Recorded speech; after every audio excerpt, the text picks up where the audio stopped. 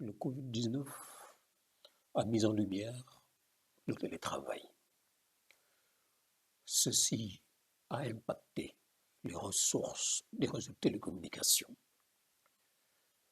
Cet impact a forcément une incidence sur le coût des services offerts sur ces réseaux, donc sur la compétitivité ou non des opérateurs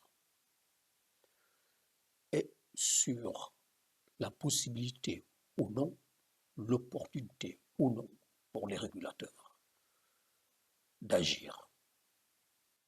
Alors peut-on envisager des gagnants et des perdants dans un tel contexte?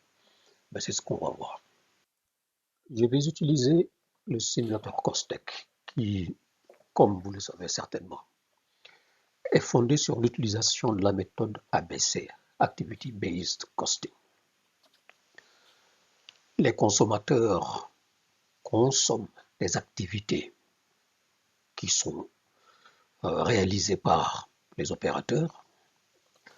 Ces activités consomment des ressources et les ressources ont des coûts. Ici, j'ai choisi un opérateur qui gère deux réseaux, un réseau FixNet et un réseau FixNet 2. L'un, le premier, destiné à offrir donc de la voix traditionnelle, et l'autre, le FixNet 2, étant un réseau IP, offrant de la voix sur IP, mais aussi des communications données simplement. On remarquera ici que les activités dont j'ai parlé tantôt, qui sont réalisées par l'opérateur, sont en réalité les mêmes, quels que soient les opérateurs, quels que soient les pays. Le réseau d'accès, d'abord. Donc il faut pouvoir accéder donc, au réseau, ce qui relie les consommateurs donc, à ce réseau-là.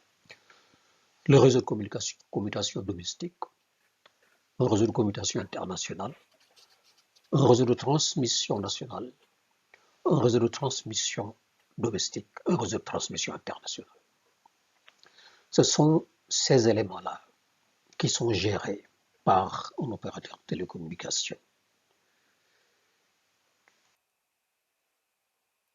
Pour en revenir à la méthode ABC, je vais dérouler deux grands blocs. Le premier, c'est celui qui permet de vous montrer la gestion des activités de l'opérateur, donc les 6 segments dont j'ai parlé. Et le deuxième bloc, c'est le bloc comptable et financier.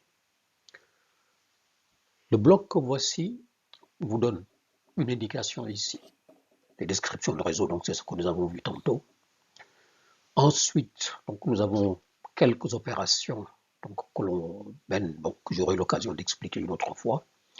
Mais le plus important ici, c'est que donc il faut charger le trafic des consommateurs. Comment est-ce que les consommateurs utilisent le réseau? Quels sont les flux qu'ils envoient dans ce réseau-là? C'est très important et c'est là-dessus que nous allons travailler pour cet exercice-là.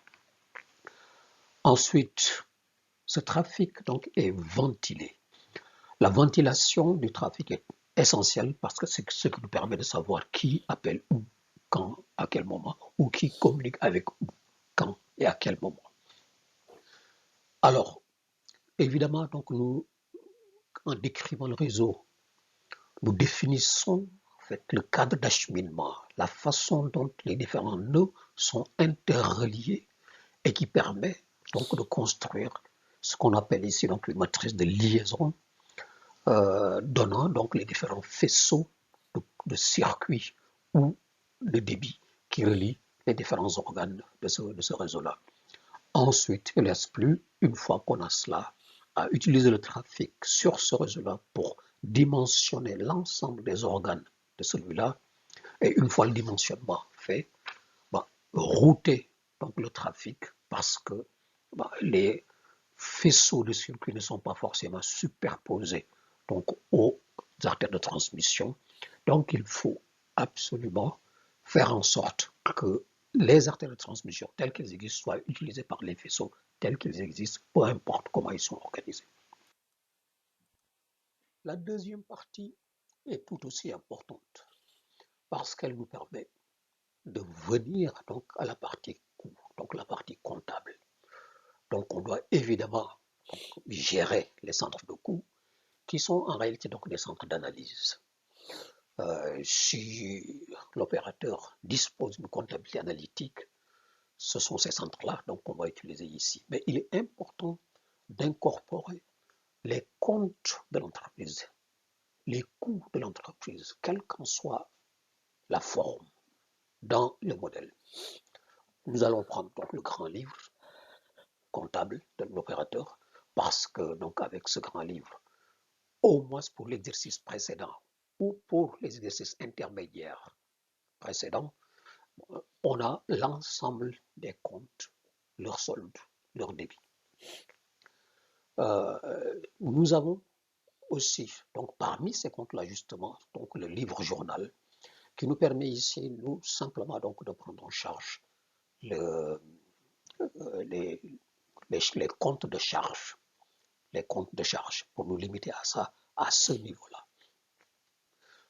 Nous avons les amortissements, en fait, ce sont les familles de dépenses, les politiques d'amortissement, évidemment, donc les informations sur le personnel, les lieux où ils sont, comment ils seront groupés, les salaires, le nombre, etc. Ensuite, j'ai failli l'oublier, donc les immobilisations, l'ensemble des investissements qui sont faits par l'opérateur, que ce soit dans le réseau ou dans l'administration ou dans le commerce. Tout cela est important, il faut en prendre compte, il faut en tenir compte, parce que c'est ça qui vient nourrir les coûts qui sont supportés par les ressources générées donc, dans ce réseau-là. Ensuite, donc, CAPEX, OPEX, il s'agit simplement donc de répartir maintenant aux grandes fonctions dont j'ai parlé, les grandes activités de l'opérateur, les 6 que nous avons vues sur la partie technique, il faut associer donc à cela donc les coûts qui viennent soit des immobilisations, soit des charges classiques, mais aussi le coût du capital, donc la dette d'un côté et la rémunération des capitaux propres de l'autre. Dans cet exercice, je vais uniquement m'intéresser au FixNet 2, c'est-à-dire le réseau IP, parce que bon, c'est là-dessus que le télétravail s'est développé. Donc ce que vous voyez ici, c'est la modulation horaire normale du trafic. On voit que les consommateurs utilisent beaucoup plus le réseau la nuit, vers 20h, 21h, qu'en journée. Bon, c'est un exemple ici. C'est pas toutes les modulations horaires ne sont pas exactement comme cela, mais elles s'en rapprochent néanmoins. Donc, ça, c'est le constat que nous avions avant la Covid, avant l'application du télétravail, l'utilisation massive du télétravail. Cette modulation horaire en vert, vous la retrouvez ici. Je l'ai reproduite donc, sur ce schéma pour montrer l'effet du télétravail. En réalité, ce qui s'est passé, c'est que ce qui se faisait tard le soir se fait maintenant en pleine journée. C'est-à-dire que non seulement l'utilisation du réseau dans la journée a augmenté, mais il a procédé aussi à un transfert des appels qui se faisaient, des appels à domicile, comme le télétravail se fait pour les personnes qui sont à domicile. Maintenant, on ne distingue plus le jour et la nuit pour ce qui concerne donc l'écoulement du trafic. En combinant ces flux de trafic avec les éléments donc, que j'ai indiqués, donc les éléments techniques de gestion du réseau, ventilation, acheminement, dimensionnement, matrice de liaison, routage, etc. On calcule pour le modèle, en fait, l'opérateur avant le Covid. Avant le Covid. Voilà ce qu'on pouvait calculer comme matrice de facteur de routage. Bon, comme vous le savez, vous voyez ici des indications sur l'accès, la commutation domestique, la commutation internationale, la transmission nationale, transmission domestique, transmission internationale. Ça, ce sont les activités du ABC, les activités principales. Et de l'autre côté, vous avez donc les différentes applications et pour chacune de ces applications, les différents services qui sont offerts sur cette application-là. Donc, les chiffres qui sont à l'intersection d'une ligne et d'une colonne représentent le taux d'utilisation par le service concerné de la ressource d'accès ou de la ressource de commutation domestique, etc. etc. C'est donc très important, c'est une matrice qui est essentielle dans la détermination du coût des services. Mais pour l'instant, on ne parle pas de coût, on parle seulement de répartition. Comment est-ce que tout ceci est réparti aux différentes activités principales. Ce qui nous manque, c'est ça. C'est-à-dire comment les deux réseaux FixNet 1 et FixNet 2 se partagent maintenant. Donc l'infrastructure, notamment l'infrastructure de transmission, que la transmission nationale, la transmission domestique, la transmission internationale. Parce qu'en réalité, FixNet 2 a trouvé FixNet 1 sur place, est allé emprunter de la capacité là-bas. Donc on voit ici que avant le Covid, donc on avait 54% de transmission nationale, 56,99% de transmission domestique et 49,46% de transmission internationale qui étaient consommés par le FixNet 1 seul et le reste était consommé donc par le FixNet 2. Maintenant, sous le Covid et le télétravail, vous voyez que dorénavant, c'est le réseau FixNet 2, le réseau IP, qui consomme beaucoup plus de ressources que le réseau FixNet 1.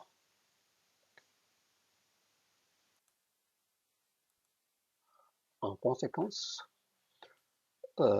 ces ressources sont redistribuées différemment à FixNet 2 par le COSTEC, donc par le calcul, mais ce n'est pas une redistribution qui se fait sur une équation mathématique ou autre. Non, cela dépend uniquement et exclusivement de la configuration du réseau et des flux de trafic qui arrivent. Les protocoles qui sont utilisés pour pouvoir calculer ces valeurs sont exactement les mêmes que ceux qui sont utilisés sur le vrai réseau pour acheminer le trafic. Donc, c'est une simulation à l'identique qui fait que nous n'avons pas la main sur ça une fois que le calcul est lancé. Ben, le système le fait et nous donne tout simplement donc la réalité des choses. Au résultat, ça, c'est toujours pour FixNet 2. Vous avez donc la voie sur IP et donc les données. Vous voyez, ça, c'est le volume de trafic qu'on avait avant le Covid, 732 millions de minutes, et qui nous donnait à peu près pour le service on-net, donc un prix à la minute de 0,428. Bon, peu importe l'unité. Et ainsi de suite. Vous pouvez donc voir ici, dans le détail, comment les coûts, c'est bien des coûts, le coût de chaque service, de gros ou de détail, est calculé ici avant le Covid. ce qu'on appelle les tarifs de gros.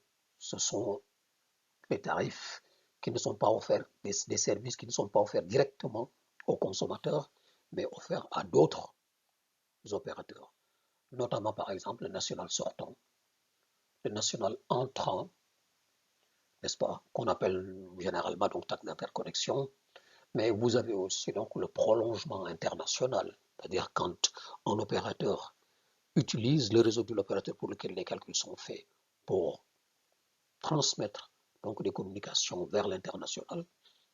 Vous avez aussi donc le national, le prolongement national, qui est donc le chemin inverse, etc. On aurait pu parler des transits, ainsi de suite.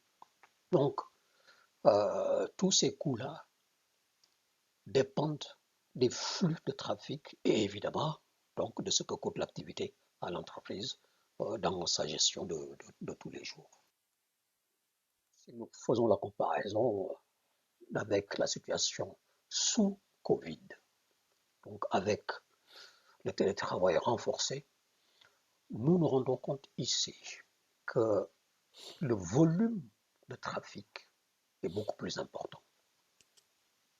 Parce que justement, donc le trafic a été déplacé en journée et que le volume, pendant cette période-là, donc est plus important, même si la pointe, elle, est plus basse. Donc, nous avons un volume plus important et surtout, bonne nouvelle, donc des coûts unitaires qui ont baissé aussi. Parce que pendant le Covid, il n'y a pas eu besoin de procéder à des investissements importants pour pouvoir écouler le trafic. Et ça, c'est très important. C'est très important. Et c'est la raison pour laquelle nous pensons que le système pourrait être maintenu. Parce que cela arrange, pour ainsi dire, tout le monde. Semblez sur un petit fichier Excel les données, les résultats de ces calculs-là. Vous voyez qu'ici, donc le trafic qui était de 752 millions est passé à 872, donc une croissance de trafic de 93%.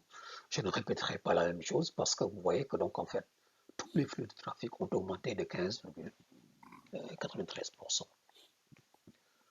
Donc ça, la situation normale, c'est-à-dire avant Covid, et la situation pendant Covid. Donc on a eu entre les deux une croissance de 15. Je pense que les télécommunications sont le seul secteur dont la croissance a été boostée de façon significative par le Covid. Alors, en volume, nous l'avons donc. En coût, c'est encore plus intéressant. Parce qu'on se rend compte que là où on a eu une augmentation de 15 ou 16%, disons, donc du trafic, nous avons donc une baisse importante de 30%, quelquefois 25%, 20% du on-net, du national sortant, du national entrant, c'est-à-dire ce qui se passe à l'intérieur donc du pays. 30% pratiquement d'augmentation du on-net, 20-99% du national sortant, national entrant 25, l'international n'a pas énormément évolué ici. On a un service, donc le prolongement international, qui a un peu augmenté, mais globalement, ici, on se rend compte simplement qu'en moyenne, et si on pondère par rapport au volume de trafic, que la baisse de coûts engendrée par le surplus de trafic provoqué par le télétravail, cette baisse-là est beaucoup plus importante que l'augmentation de trafic. Et ça, c'est une prime au volume qui est propre aux télécommunications. On aurait pu s'attendre à ce que, si, puisque donc on n'a pas investi, si le trafic augmente de 15% ou 16%, que les prix baissent de 15% ou 16%. Mais non, il baisse encore plus parce que la relation entre les flux de trafic et les ressources consommées, cette relation n'est pas linéaire, elle est logarithmique. Ce ne sont donc pour l'essentiel que des bonnes nouvelles. Pas de perte de revenus, un accroissement important de la compétitivité des opérateurs, des réserves de capacité qui sont dues au fait que l'heure chargée s'est déplacée vers la journée. Le régulateur, quant à lui, doit pour le moment, je dis bien pour le moment, observer donc une certaine neutralité. Mais si la situation devait perdurer après le Covid, il faudrait certainement prendre des décisions, notamment en matière de taxes d'interconnexion. Et là où les taxes d'interconnexion ne sont plus vraiment à l'ordre du jour, de prendre des décisions sur les tarifs de détail de certains services, si c'est opportun.